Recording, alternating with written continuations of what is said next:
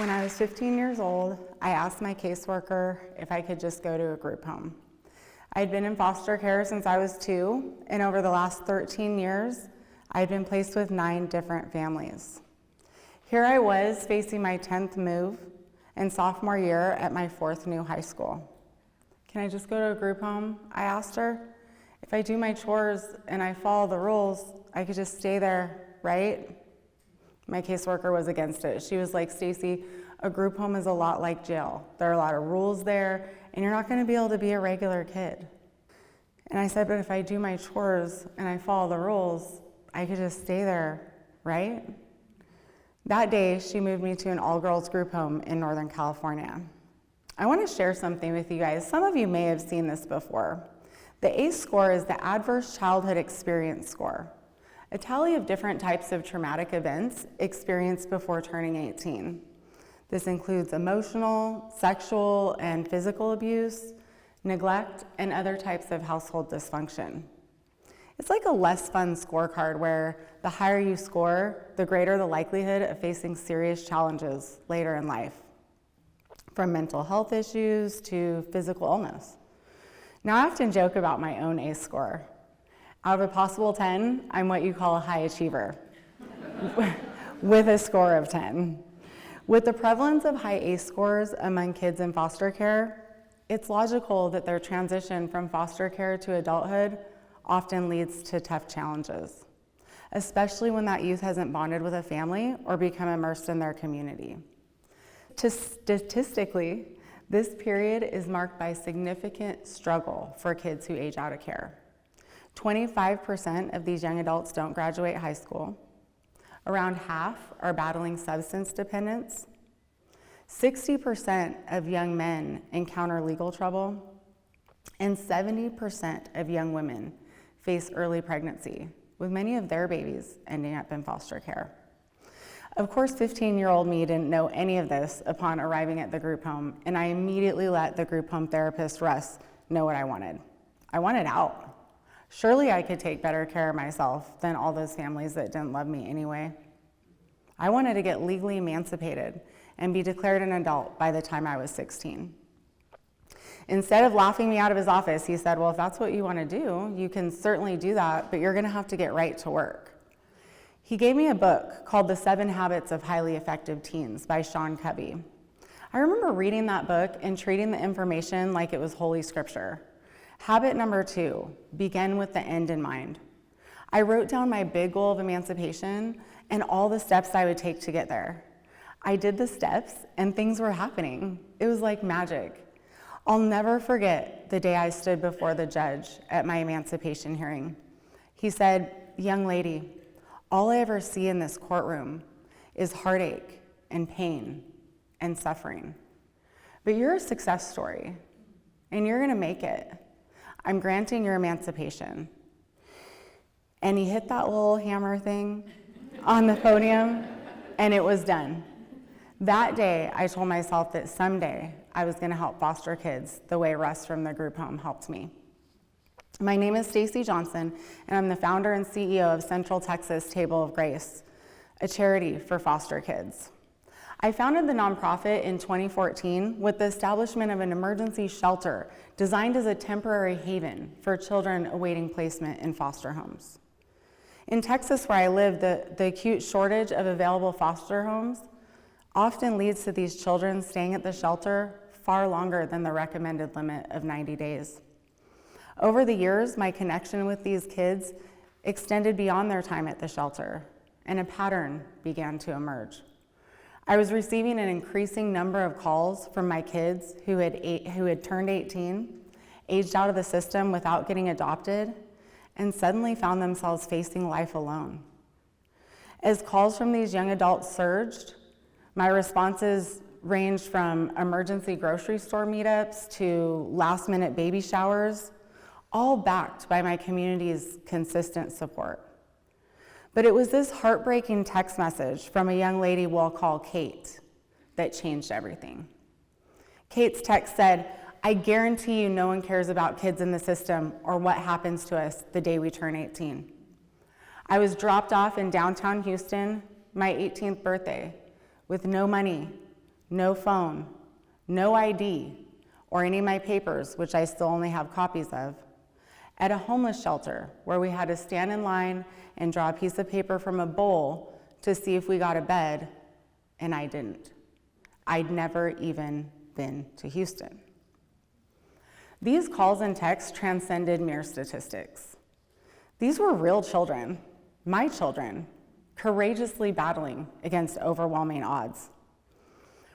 Incredibly, the very next week, I joined a tour of Community First Village, a remarkable initiative in my city founded by Alan Graham for those experiencing homelessness, and I was profoundly moved. This village isn't just a place to live, it's a community offering on-site employment opportunities, medical care, spaces dedicated to fostering entrepreneurial skills. They even have a community garden. That day remains etched in my memory because the thought struck me with such clarity. What if I could create something similar for foster kids? For my kids? I wasn't just inspired because it was a cool idea. I was inspired because this community he created is a literal antidote for a high ACE score and all the icky things that come with that. Community is the answer. So in 2021, with the support of my amazing community, our second program, Grace 365, was born. A program for kids who age out of foster care. We provide each young adult with a fully furnished apartment and empower them to navigate life responsibly. Success is gauged with milestones like opening a bank account, enrolling in college or trade school, getting a driver's license, securing employment, and managing their overall physical and mental health. With our guidance, they transform into self-reliant adults, breaking the cycles of incarceration and unemployment and realizing their value and potential. While we currently lease their apartments from a beautiful complex nearby, the goal has always been to build our own village, complete with all those amenities. Building our own housing will not only triple our capacity, but it will create sustainability. And I'm very excited to report, and for the very first time, that we're breaking ground next month on our very own Grace 365 Village.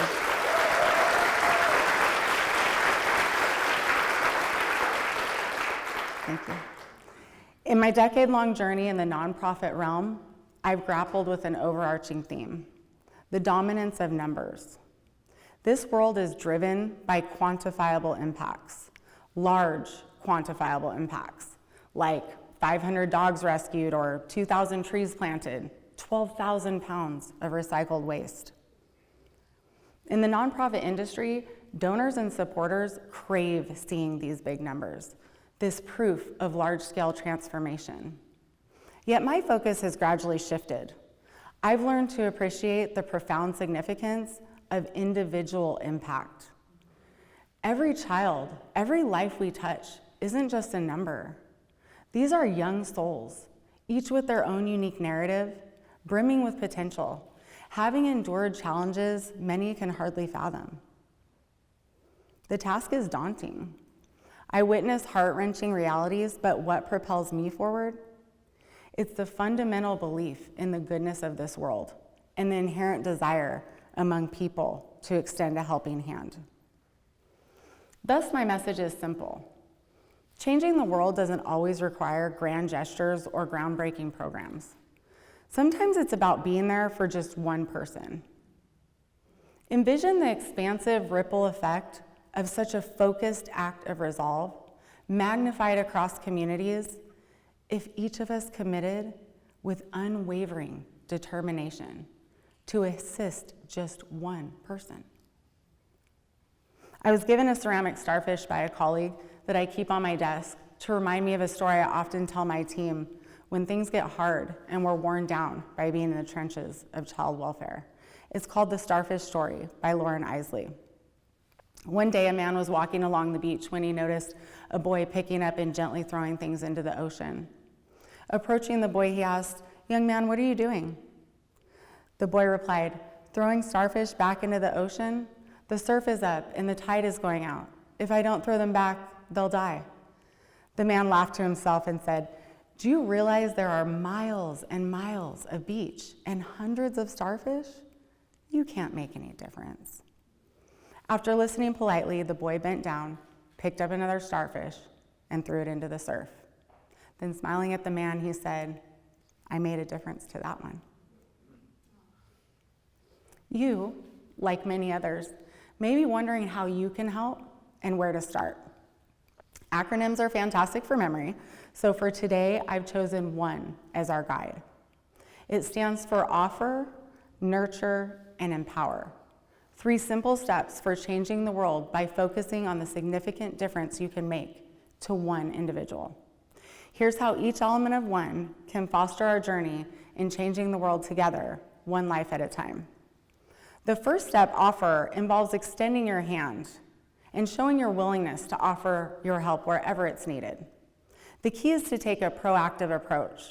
One way is to identify a cause close to your heart and research local nonprofits involved in that arena. Volunteering your time and skills with an organization can be incredibly impactful and rewarding, but remember, sometimes the person you could help the most might already be in your circle.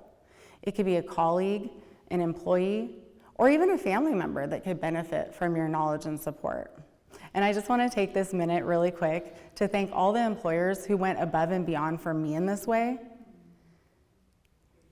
As a headstrong young person with complex trauma and severe ADHD, I know I wasn't always the best employee, but their support, these people, their support was absolutely life-changing for me. So moving on to the next step, nurture. Nurture is really more like a phase that's all about cultivating the connection you've initiated.